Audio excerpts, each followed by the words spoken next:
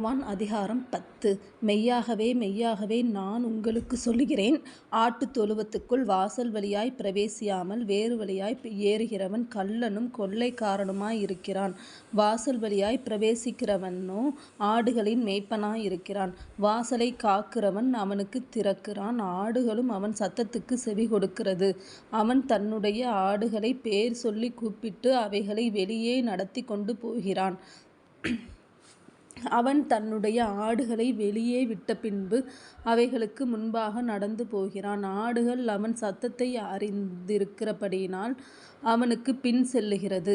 அந்நியருடைய சத்தத்தை அறியாதபடியினால் அவைகள் அந்நியனுக்கு பின் செல்லாமல் அவனை விட்டோடிப்போம் என்றார். இந்த உவமையை இயேசு அவர்களுடனே சொன்னார். அவர்களோ அவர் சொன்னவைகளின் கருத்தை அறியவில்லை. ஆதலால் இயேசு மறுபடியும் அவர்களை நோக்கி, நானே ஆடுகளுக்கு வாசல் என்று மெய்யாகவே மெய்யாகவே உங்களுக்கு சொல்லுகிறேன். எனக்கு முன்னே வந்தவர்கள் எல்லாரும் கள்ளரும் கொள்ளைக்காரருமாயிருக்கிறார்கள். ஆடுகள் அவர்களுக்கு செவி கொடுக்கவில்லை. நானே வாசல். என் வழியாய் ஒருவன் உட்பிரவேசித்தால் அவன் இரட்சிக்கப்படுவான். அவன் உள்ளும் புறம்பும் சென்று மேய்ச்சலை கண்டடைவான். திருடன் திருடவும் கொல்லவும் அழிக்கவும் வருகிறானே அன்றி வேறொன்றுக்கும் வரான். நானோ அவைகளுக்கு ஜீவன் உண்டாயிருக்கவும் அது பரிபூரணப்படவும் வந்தேன். நானே நல்ல மேய்ப்பன். நல்ல மேய்ப்பன் ஆடுகளுக்காக தன் ஜீவனை கொடுக்கிறான். மேய்ப்பனாயிராதவனும் ஆடுகள் தனக்கு சொந்தமில்லாதவனுமான கூலியால் ஓநாய் வருகிறதைக் கண்டு ஆடுகளை விட்டு ஓடிப்போகிறான். அப்பொழுது ஓநாய் ஆடுகளைப் பீறி அவைகளை சிதறடிக்கும். கூலியால் கூலிக்காக வேலை செய்கிறவனாகையால் ஓடிப்போகிறான். ஆடுகளுக்காக அவன் கவலைப்படான். நானே நல்ல மேய்ப்பன். பிதா என்னை அறிந்திருக்கிறது போலவும் நான் பிதாவை அறிந்திருக்கிறது போலவும் நான் என்னுடையவைகளை அறிந்தும் என்னுடையவைகளால் அறியப்பட்டும் இருக்கிறேன். ஆடுகளுக்காக என் ஜீவனையும் கொடுக்கிறேன். இந்த தொழுவத்திலுள்ளவைகளல்லாமல் வேறே ஆடுகளும் எனக்கு உண்டு. அவைகளையும் நான் கொண்டு வர வேண்டும். அவைகள் என் சத்தத்துக்கு செவி கொடுக்கும். அப்பொழுது ஒரே மந்தையும் ஒரே மேய்ப்பனும் ஆகும். நான் என் ஜீவனை மறுபடியும் அடைந்து கொள்ளும்படிக்கு அதை கொடுக்கிறபடியினால் பிதா என்னில் அன்பாயிருக்கிறார். ஒருவனும் அதை என்னிடத்திலிருந்து எடுத்துக்கொள்ள மாட்டான். நானே அதை கொடுக்கிறேன். அதை கொடுக்கவும் எனக்கு அதிகாரம் உண்டு. அதை மறுபடியும் எடுத்துக்கொள்ளவும் எனக்கு அதிகாரம் உண்டு.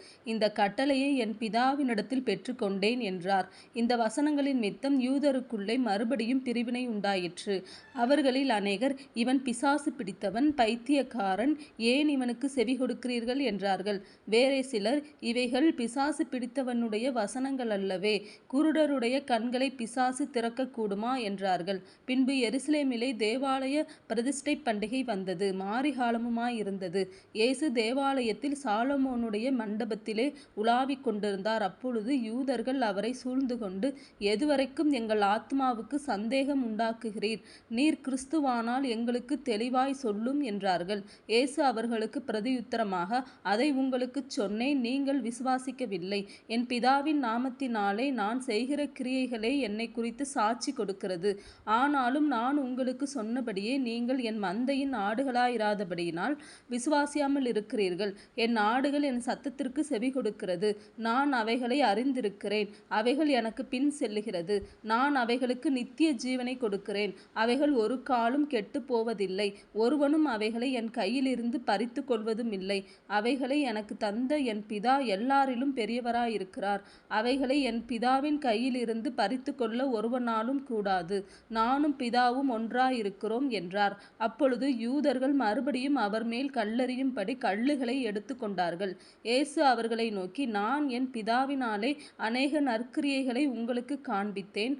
அவைகளில் எந்த கிரியையின் நிமித்தம் என்மேல் கல்லெறிகிறீர்கள் என்றார். யூதர்கள் அவருக்கு பிரதியுத்தரமாக, நற்கிரியைகளின் நிமித்தம் நாங்கள் உன்மேல் கல்லெறிகிறதில்லை. நீ மனுஷனாயிருக்க உன்னை தேவன் என்று சொல்லி இவ்விதமாக தேவதூஷணம் சொல்லுகிறபடியினால் உன்மேல் கல்லெறிகிறோம் என்றார்கள். இயேசு அவர்களுக்கு பிரதியுத்தரமாக, தேவர்களாயிருக்கிறீர்கள் என்று நான் சொன்னேன் என்பதாய் உங்கள் வேதத்தில் எழுதியிருக்கவில்லையா?